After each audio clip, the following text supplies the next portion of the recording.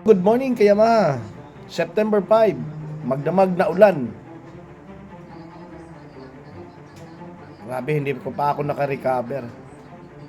Ang lakas ng ulan, lamig. Shout out pala dun sa motorista kagabi. Paseo Street, Makati, corner, Hilpuyat, no? Kung kayo po ay sumisingit at alanganin, huwag nyo nang ituloy.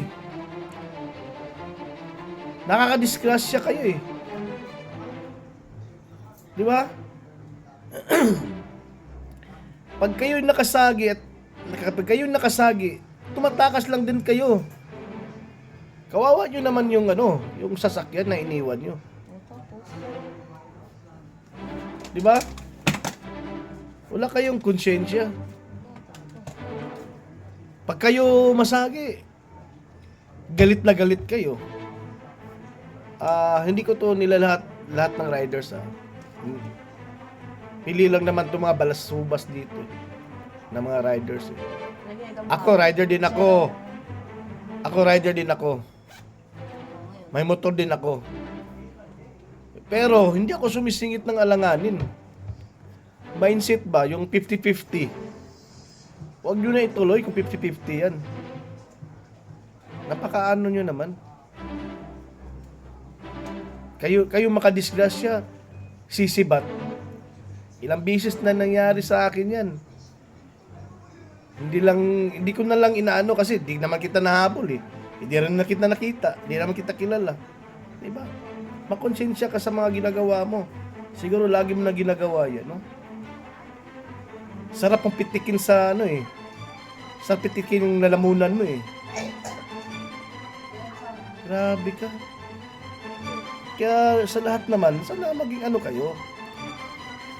Maging maayos sa kalsada. Huwag naman pag-alanganin. Huwag masyadong lulusot. Huwag ikot ng ikot. May pilahan naman kayo. Singit ka na singit sa gitna. Tapos pupunta kayo sa gilid. Pag makasagi kayo, sisibat na lang. Di ba? Kung mahabol namin kayo, ewan ko lang kung ano magawa. Di ba? Di ko alam kung ang high blood, ma-high blood pa eh. Kainis eh. Di ba? Alam nyo, kung malaking dami sa sasakyan, anong gagawin ko? Abusado kayo. Ay, naku. Sinsya na sa ibang rider kung nakikita nyo to, pasensya na po yung hindi gumagawang ganun. Alam ko maraming basher dito na sa ginagawa ko. Then maraming rider. Pero kung hindi mo ginagawa yan, hindi ka natatamaan. Yung makasagi ka, sumibat. Kung makasagi ka, huminto ka. Makipag-usap ka ng maayos. Diba?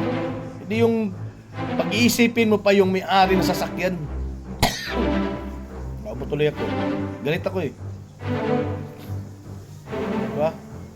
Pag-isipin nyo pa kung ano nangyari sa sasakyan. Yung umuulan. Hindi ko alam sa'yo. Sila, naka-high blood ako.